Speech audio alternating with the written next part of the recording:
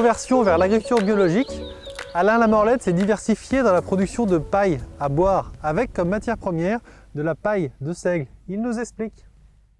Le seigle a un avantage, c'est que la paille est très résistante, elle tient même dans l'eau bouillante, donc à plus de 100 degrés. Ça a été les tests d'ailleurs que l'on a fait, parce qu'on a essayé d'autres pailles. Elle est même réutilisable, elle va au lave-vaisselle, donc au moins une vingtaine de fois, ce qui en fait un produit vraiment éco-responsable. Combien de pailles sont utilisées en France par jour et est-ce que tu sais quelle est la proportion des pailles alternatives? Il y a à peu près 9 millions de pailles qui sont consommées chaque jour. Ça laisse quand même un marché très vaste.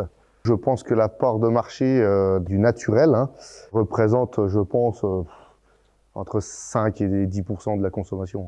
Le projet initial, c'était bien sûr avec la graine, le grain de seigle, donc faire de la farine bio pour revendre en direct dans les boulangeries.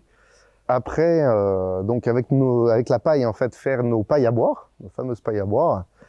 Et en troisième étape, on veut rebroyer tous les déchets de la paille, en fait, recompacter en paquets d'1 kilo pour faire de la litière pour animaux domestiques. Une fois que le stockage est fait, le séchage, que la paille est bien sec, après nous reprenons tous les palox et donc nous trions la paille, en fait, nous enlevons les adventices qui restent parce qu'on est en agriculture biologique, donc forcément il y a un petit peu d'adventices dedans, et on retrie tout manuellement pour ensuite arriver à avoir des fagots très propres et pour ensuite les emmener à la coupe dans notre laboratoire.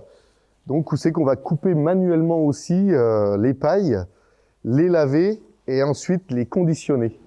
Ça fait 1 an qu'on exploite comme ça, mais l'objectif est vraiment d'industrialiser le process et on est en train actuellement de faire un prototype industriel qui va nous nettoyer, nous enlever la petite pellicule, qui va calculer le diamètre, les longueurs et qui va faire la coupe automatiquement. Et donc elle ferait toutes les étapes, sauf le lavage? C'est une autre étape. Nous les passons dans un gros lave-vaisselle, en fait, industriel. Quand vous passez une paille dans de l'eau à 85 degrés, vous tuez déjà une grosse partie, 90% des bactéries. Et donc l'objectif est vraiment de rendre une paille consommable. Si le seigle retrouve ses lettres de noblesse en agriculture, principalement au travers des cives et de la méthanisation, Alain Lamorlette participe à faire redécouvrir la culture au plus grand nombre grâce à ses seiglettes. Quant à moi, je vous retrouve prochainement chez un autre agriculteur indépendant comme vous.